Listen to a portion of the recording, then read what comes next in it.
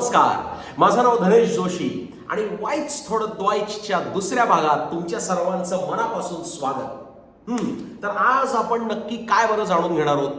आज आपण जाणून घेणार आहोत जर्मन मधल्या उभयान्वयी अव्ययांबद्दल. तरी अवघड वाटतंय? बर, थोडं सोपं करून सांगतो, चालेल? आता आत्ताच निवडणुका झाल्या की नाही? तर ह्या निवडणुकांसाठी आपण सगळीकडे रस्त्यांवर बघत होतो की कशा मोठमोठ्या रॅलीज निघत होत्या. मग त्या रॅलीजमध्ये कोणी दादा, अण्णा, तात्या हे असे हुज हू ज्यांना आपण म्हणतो ते सगळे लोकांना अभिवादन वगैरे करत होते आणि त्यामुळे सगळ्या ट्रॅफिकच्या नियमांचे अगदी 3:13 वाजत होते. अगदी तशीच उभयान्वयी अव्यय बरं का. ती वाक्यात आली की वाक्यांचे 3:13 वाजलेच म्हणून समजा. तर आता उभयान्वयी अव्यय म्हणजे काय बरं? बघा, हे एक जर्मन वाक्य आणि हे दुसरं जर्मन वाक्य किंवा कुठल्याही भाषेतली ही दोन वाक्य. आता ही अशी जेव्हा एकमेकांना जोडायची असतात तेव्हा आपण ते जोडण्यासाठी उभयान्वयी अव्ययांचा वापर करतो.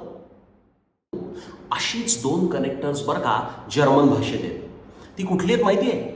एस sei denn आणि außer wenn. आता ही जी दोन उभयान्वयी अव्यय आहेत ना, ती अशी दोन वाक्यांना एकत्र जोडतात आणि एक भलं मोठं वाक्य तयार करतात. आणि याचा अर्थ काय असतो माहितीये का? जोपर्यंत, म्हणजे इंग्रजीमध्ये आपण अनलेस वापरतो ना, अगदी तोच अर्थ बरं का. देणार तुम्हाला उदाहरणं देणार. त्याच्यासाठी मी आज इथे बसलोय. तर आपण पहिलं उदाहरण बघूया. पहिलं उदाहरण आहे एक वाक्य, वेळ निघून जातो झटपट जोपर्यंत माणूस तरुण आहे. आता हेच außer wenn ह्या उभयान्वयी अव्ययाने जर जोडलं तर इथं स्वल्पविरामानंतरच्या वाक्यात क्रियापद सर्वात शेवटी जातं. आता दुसरं उदाहरण बघूया. वेळ निघून जातो झटपट जोपर्यंत माणूस आहे तरुण. एस sei denn हे जर इथे वापरलं तर इथं स्वल्पविरामानंतरच्या वाक्यात क्रियापद कर्त्यानंतर येतं. आता वरच्या दोन उदाहरणात एक गंमत आहे बरं का.